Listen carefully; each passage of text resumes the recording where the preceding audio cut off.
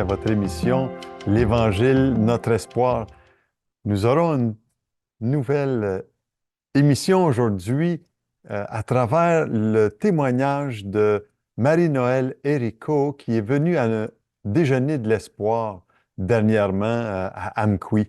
Et regardez bien le témoignage de cette personne qui était émigrée au Canada ici. Elle a commencé à rechercher la paix dans toutes sortes de choses, la méditation, le tirage de cartes, les horoscopes et tout cela ne lui apportait pas grand-chose finalement. Mais elle a trouvé. Et vous allez entendre dans ce témoignage-là des vérités tellement profondes, une femme de foi, une femme de conviction basée sur les Saintes Écritures, et Dieu lui a parlé d'une façon remarquable. Et écoutez bien son témoignage, et après ce témoignage, vous allez entendre un chant qui s'intitule ceci, et je l'ai écrit ici, Il te tend la main. Et je crois qu'à travers ce témoignage-là, le Seigneur te tend la main. Et en d'autres mots, le chant, c'est une prière qui va t'aider à te confier dans le Seigneur. Que Dieu vous bénisse à l'écoute de ce témoignage et on se revoit par la suite. Voilà, je vais vous présenter Marie-Noël. C'est ça, merci. Oui. Tout le monde pense qu'on est des sœurs. On est des sœurs, on n'est pas nous monte dans le même pays. Alors, on n'a aucun lien de parenté, mais je pense qu'on est tellement amis que c'est pour ça qu'on se présente. Nos maris. Le micro, il marque pas. Il n'est pas assez fort. OK. Alors, Marie-Noël, c'est ça, c'est mon amie depuis plusieurs années, par l'intermédiaire de nos maris, parce que quand mon mari a déménagé ici, mon mari est suisse, pardon. Nos maris sont suisses à tous les deux. Puis, quand mon mari a déménagé ici, quand ils sont arrivés, finalement, la vente n'avait pas fonctionné. Ils ont demeuré dans la même maison que ses beaux-parents. Les deux familles ont resté ensemble. C'est comme ça que nos maris sont connus. Puis après, on s'est mariés ils se sont mariés chacun de leur bord et c'est là que ça a fait que Marie-Noël est devenue ma très, très, très bonne amie. Alors, on est deux mamans, on a beaucoup d'enfants, on se fréquente beaucoup. Les enfants se fréquentent bien aussi. C'est ça, mais je ne vais pas vous donner plus de détails parce que Marie-Noël va continuer. Ah non, merci. Je suis Alors, ça me fait plaisir de vous présenter Marie-Noël Héricourt qui va vous dire toute la suite. Je dirais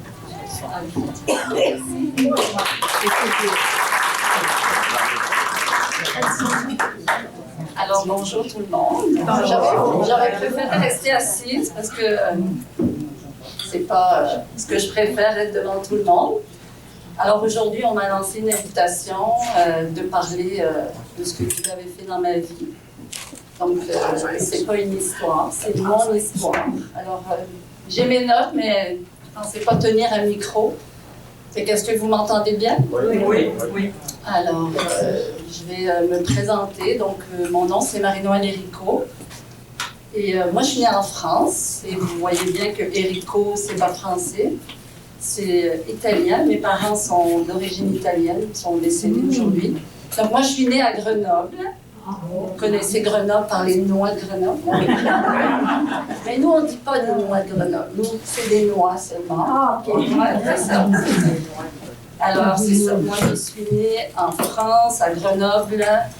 Et on a immigré au Canada, mais pas tout de suite. Je vais vous raconter déjà un petit peu mon enfance. Donc, moi, je suis née un 24 juin. Oui, je suis désolée, je me trompe, ça fait à chaque heure, c'est pas grave. Saint-Jean. Mais ce que je voulais vous dire, c'est que pour moi, c'était mon destin de venir au Québec. Et parce que je suis née à la fête des Québécois, donc c'est quand même spécial. Hein? Alors, je dis toujours que j'étais destinée à venir au Québec. Donc, moi, j'ai grandi à Grenoble. J'ai eu une enfance heureuse. Mes parents étaient catholiques. Nous, on n'avait pas... peut-être notre mentalité, on n'était pas obligés d'aller à l'église. Mais moi, j'aimais ça y aller. Parce que le dimanche, ma maman, elle m'avait fait une belle robe. Et puis, j'aimais ça aller manger l'hostie. Fait qu'on passait plusieurs fois dans la ligne jusqu'à ce que le curé s'en aperçoive.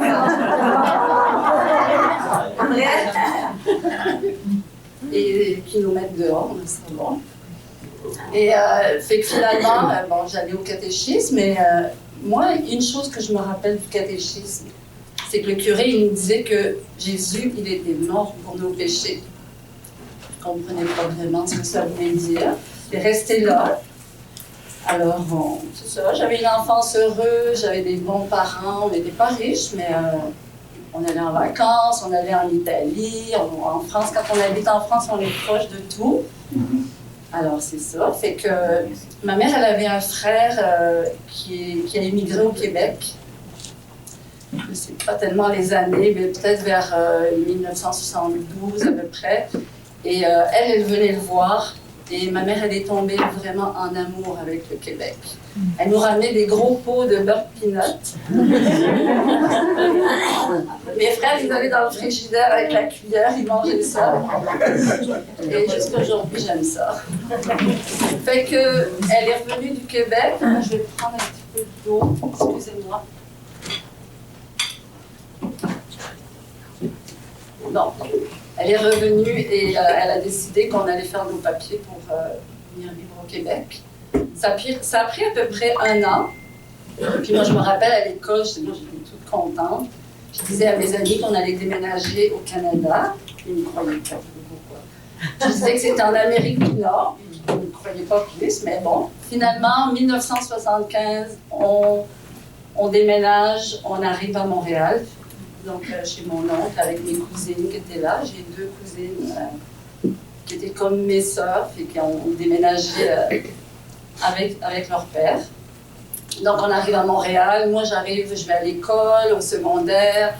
J'arrive à peu près en secondaire 3. Et bon, je fais mes études. Je suis une enfant. J'ai une belle vie. Moi, j'ai toujours eu une belle vie. Je n'ai jamais été vraiment malheureuse. Je vais jusqu'au cégep. Et je fais ma première année de cégep. Et là, moi, je décide d'aller sur le marché du travail. Je voulais gagner de l'argent. Je sortais, j'aimais ça, m'habiller. Donc, je lâche les études, je commence à travailler. Moi, j'ai toujours travaillé dans les magasins, comme vendeuse ou gérante de magasin. Mais j'étais beaucoup en recherche. Moi, ce que je recherchais, peut-être je ne peux pas vraiment l'exprimer, mais une paix. Donc, moi, je faisais beaucoup tirer les cartes, mon horoscope. Le matin, ma nourriture, dans ce temps-là, on n'avait pas de cellulaire, hein, c'est les journaux. Alors, je lisais mon horoscope, je lisais des livres sur le subconscient. Je faisais de la méditation aussi. Et on allait dans un endroit, à un moment donné, voir un monsieur. Et le but de ces séances, c'était de sortir de notre corps. Ah oui. Mais moi, je ne me suis jamais rendue jusque-là. Et aujourd'hui, je sais que Dieu m'a gardée de ça. Je suis reconnaissante de ne pas être allée aussi loin. Mais ça m'a porté pas vraiment ce que je recherchais. Oui, je ne peux pas vous dire que ça m'a porté rien. C'était des bons moments. Quand je faisais de la méditation, je me sentais bien. Mais après, c'était fini. Fait que je cherchais. Moi, dans ce temps-là, j'avais 24 ans à peu près. Je travaillais au centre-ville de Montréal. Et on sortait tout le temps, les fins de semaine, dans un pub, dans un bar. Et ça s'appelait Sir Winston Churchill, je me rappellerai tout le temps. Alors, on sortait là avec des amis et à un moment donné, j'étais sur la piste de danse. Il y a un garçon qui s'est approché de moi. Ah, je l'avais déjà repéré, j'étais pas laid. Alors, il vient vers moi sur la piste de danse et la première question qu'il me pose, c'est « Est-ce que tu es chrétienne ?» J'ai dit « Ben oui, mais moi je suis croyante. Moi j'ai toujours cru en Dieu. Hein? Ça, je savais que j'avais un Dieu qui me protégeait, qui me gardait. Ah, ben, j'ai dit, ben oui, moi je suis croyante. Sa deuxième question, je pensais qu'il allait m'inviter peut-être à sortir. Il me demande si j'aimerais avoir une relation personnelle avec Dieu. Oh, ben là, je comprenais encore moins. Ben, tu m'as jamais demandé. Fait que finalement, il s'appelait Daniel. On s'est vu, on s'est fréquenté un petit peu et j'ai su que son père était un pasteur. Fait que c'était quand même très spécial que dans un contexte comme... mais c'est là où je me tenais. Fait que finalement, un jour, ben, ma sœur, une de mes sœurs, j'ai 2 sœurs qui sont au Québec, elle, en même temps, dans sa vie, elle a rencontré des chrétiens à son travail. C'est arrivé en même temps pour nous. Et elle disait à son mari, moi je suis heureuse avec toi, mais il me manque quelque chose. Fait que ça reste comme ça. Fait que finalement, lui, il nous propose de... Il me demande si sa mère pourrait venir chez nous pour nous expliquer le plan du salut. Ok, je ne comprenais pas ce que ça voulait dire. Bon, ok, ben oui, dans ce temps-là, je vivais avec ma mère, ma soeur, mon beau-frère. C'est ça, on était ensemble à Montréal. Fait qu'elle vient chez nous, elle nous explique qu'avec des petites cartes, que quand on est séparé de Dieu. Fait qu'elle avait des petites cartes avec un dessin d'un trône, que à l'intérieur de nous, notre trône était vide, puis qu'on avait besoin de Dieu, on avait besoin de lui demander de venir dans nos vies, de reconnaître nos péchés. Je sais que c'est pas un mot à la mode aujourd'hui, mais je vous raconte comment ça s'est passé, c'est comme ça. Fait qu'elle nous explique tout ça. C'était si clair que ça. C'était simple, c'était presque trop simple. Et finalement, après peut-être 1 heure de temps, elle nous demande à chacun si on veut chacun faire une prière et demander à Dieu de venir s'asseoir sur ce trône et lui donner notre vie, reconnaître qu'on était des pécheurs, qu'on avait besoin de lui. Bon, moi je dis ouais, chacun fait la prière. Moi, à ce moment-là, quand j'ai fait cette prière, j'ai rien ressenti, pour être honnête avec vous. Mais quand je me suis réveillée le lendemain matin, je sentais une présence qui vivait en moi. C'est vraiment quelque chose qui s'est passé, puis je le savais qu'à partir de cette journée-là, ma vie, elle allait changer si je voulais suivre Dieu. Donc, je vivais des problèmes dans ce temps-là. Moi, j'étais associée, on s'était associés avec quelqu'un dans un magasin qui nous avait, pour être poli, comment je pourrais dire pour être poli? Fraudé. Ouais, je vais être poli. Alors, financièrement, moi, j'avais quand même des problèmes. Puis, à partir de ce moment-là, tout ce que je vivais, je le remettais à Dieu. Puis, je voyais ma vie. C'était comme un casse-tête. Chaque pièce reprenait sa place. C'était vraiment chaque souci, chaque problème, je remettais. Et je voyais comment tout se plaçait. Vraiment, c'était incroyable. Et on s'est joint à une église évangélique. Pourquoi une église? Parce que je voulais, moi, voir d'autres chrétiens. J'aimais ça. Ce que je fais aujourd'hui, quand j'allais à l'église, j'aimais ça, entendre des témoignages, comment les gens avaient rencontré Dieu. Et on a été dans une église, on a appris à connaître les gens. Surtout, on a appris à comprendre la Bible. Parce que la Bible, c'est la parole de Dieu pour moi. Parce qu'il y a tellement de trésors. Et jusqu'à aujourd'hui, ça fait 37 ans au moins là, que j'ai donné ma vie à Dieu. Puis c'est encore actuel pour moi là, aujourd'hui. J'ai grandi, on a évolué comme ça, on a marché. Puis, Dieu, il change les cœurs. Hein. Moi, une des premières choses que j'ai compris, c'est que je voulais rencontrer un homme qui avait une foi en Dieu. C'était très important pour moi. J'ai continué un petit peu à sortir dans le bar 1 ou 2 fois, puis je le savais que c'était pas ma place. Et quand je revenais, un jour, ma sœur, elle m'a dit écoute, est-ce que tu penses que Dieu, il n'a pas le bras assez long pour te faire rencontrer un homme qui aurait une foi aussi? Ça m'a comme donné une douche froide, puis j'ai dit oui, c'est vrai. Fait que j'ai arrêté de sortir, j'étais plus bien dans ces endroits-là, c'était plus ma place. Excusez-moi.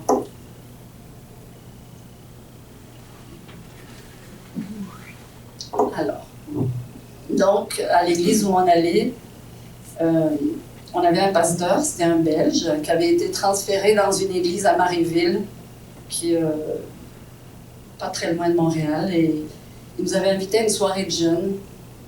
Alors, la soirée de jeunes, j'ai accepté d'y aller. Ça se passait sur une ferme. Puis moi, j'avais jamais mis les pieds sur une ferme. Je savais pas ce qui m'attendait. Fait que, à ce moment-là, c'était chez des Suisses allemands, chez Marie, que tu connais. Et c'est comme tous mes préjugés sont tombés là. Puis j'ai rencontré mon mari qui est aujourd'hui, qui s'appelle Daniel. C'est pas le même Daniel. Hein? C'était comme un clin d'œil, ça. Non, c'était pas le même. Mon mari vient d'une famille chrétienne, donc il a dit. Moi, j'étais contente de ça parce que il y a beaucoup de gens qui pensaient que tu as changé de religion à cause de ton mari. Non, d'abord, c'était pas une religion, c'était une relation que je vivais avec Dieu. Mais bon, finalement, j'ai rencontré mon mari, on s'est fréquentés, puis on s'est mariés. On a eu 4 enfants. J'ai 9 petits-enfants. Et ce que je veux vous dire surtout aussi aujourd'hui, c'est que ce que je recherchais, je l'ai trouvé, puis ça a duré. Ça fait 37 ans que j'ai donné ma vie à Dieu, puis ça n'a pas toujours été facile parce que moi, je ne venais pas d'une ferme. C'était même dur par moments, fait que j'ai dû tout apprendre, mais Dieu, il a toujours été avec moi. Puis aujourd'hui, c'est mon sauveur personnel, je le sais, parce que je lui ai demandé de venir dans ma vie, il est venu, il a changé ma vie. Puis moi, tout ce que je fais, là, c'est toutes mes décisions, il a toujours été là pour moi, pour nous, pour ma famille. Nos enfants, on a essayé de les éduquer avec nos valeurs. Après ça, c'est eux qui prennent leurs décisions parce que, comme je vous ai dit, c'est pas une religion, c'est une relation qu'on vit avec Dieu. Oui, je vais dans une église parce que j'aime ça, j'aime apprendre, j'aime entendre la parole de Dieu.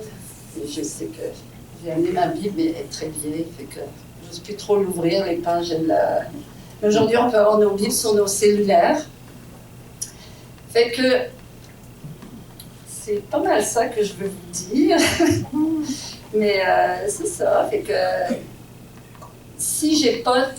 C'est sûr que des fois, c'est pas toujours facile, puis Dieu, il nous abandonne jamais. C'est nous qui allons des fois l'abandonner, mais lui, il est fidèle, il est toujours là, je peux m'adresser à lui n'importe quand, il n'est jamais occupé sur le téléphone, je peux toujours me référer à lui, puis il fait partie de ma vie.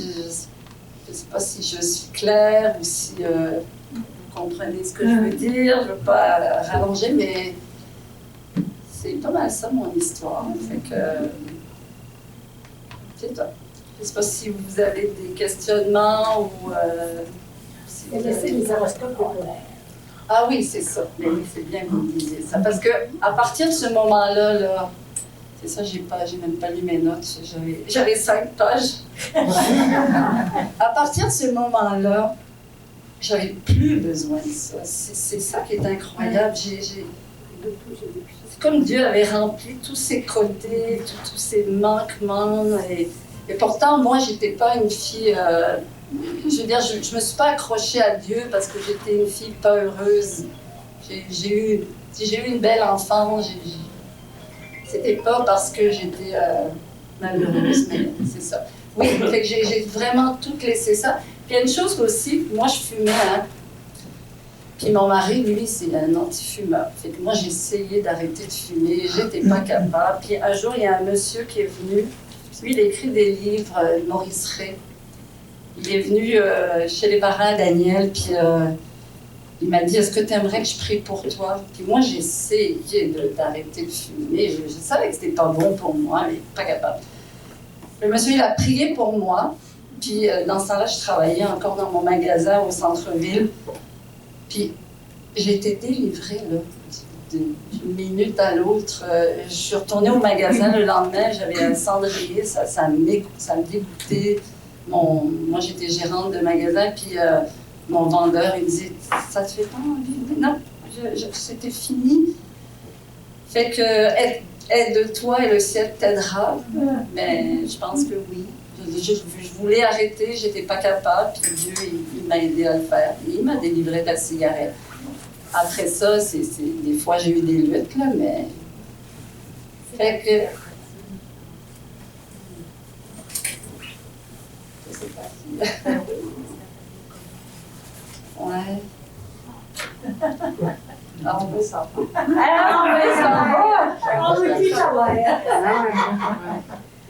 Mais je vais vous le dire.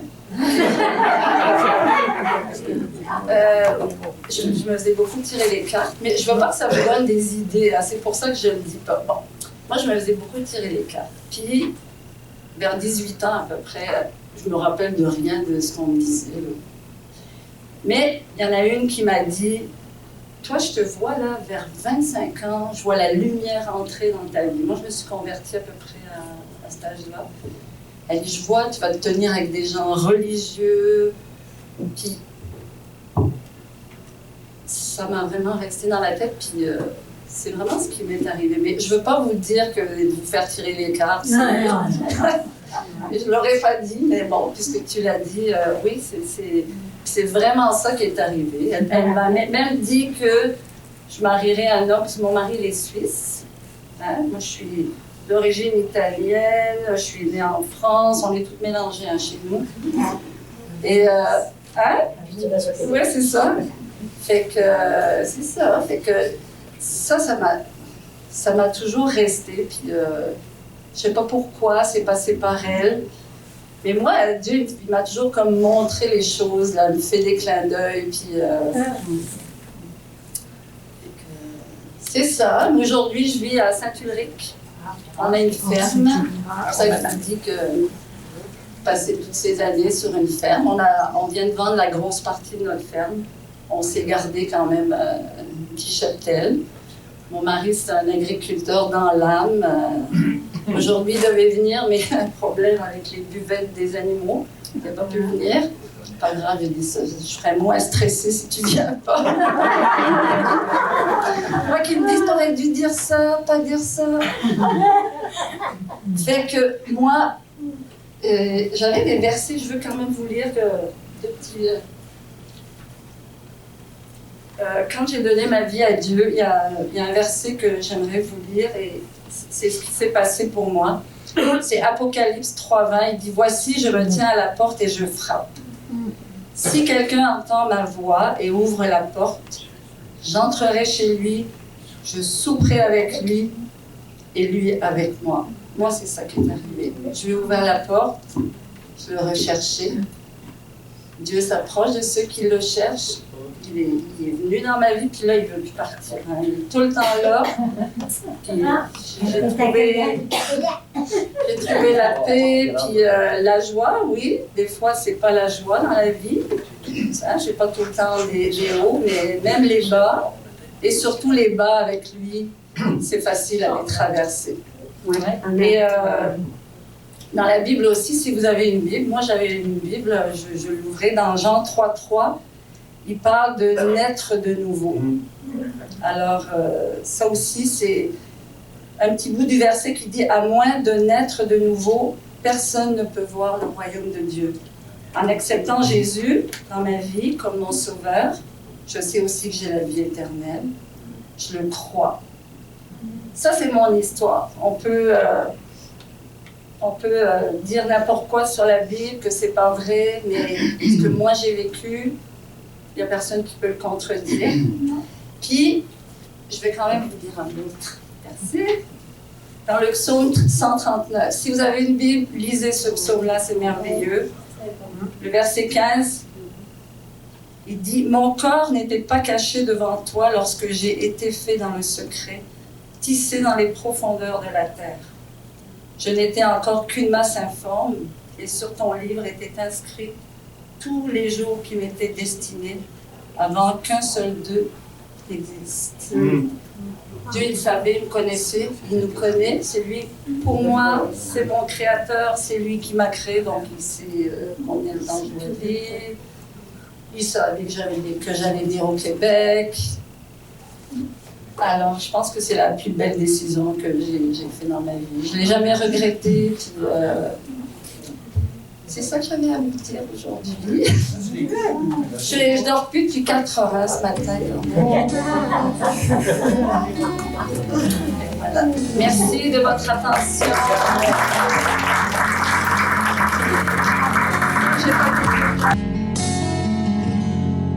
Même si depuis trop longtemps tu as refusé de lui parler, Jésus connaît tes sentiments, il est toujours prêt à recommencer. Même si des milliers de fois sans regard tu as évité, angoissé, déchiré, tourmenté, vivant dans la culpabilité, il te tend la main encore une fois, il t'ouvre le chemin, il te laisse le choix, il te tend la main encore une fois. Jésus voudrait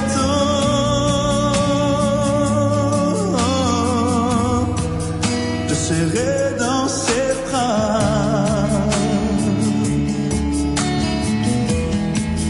te serrer dans ses bras.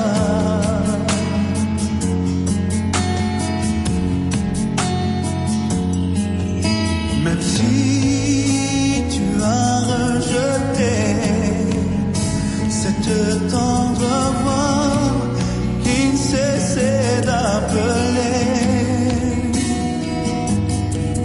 il peut encore te diriger, souffler à ton oreille que tu es pardonné. Mais ne t'inquiète plus pour demain, Dieu détient la clé de ton destin, il te tend la main encore une fois, te montre le chemin, il te laisse le choix, il te tend la main encore une fois. Jésus voudrait te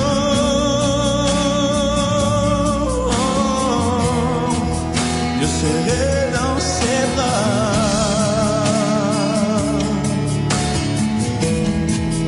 te serrer dans ses bras.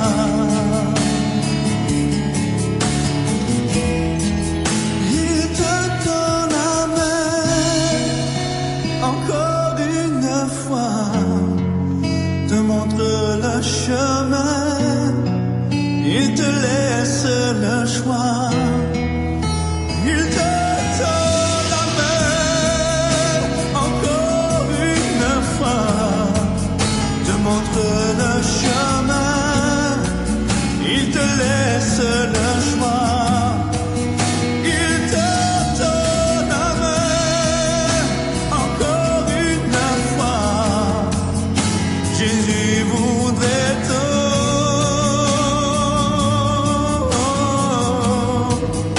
serrer dans ses bras.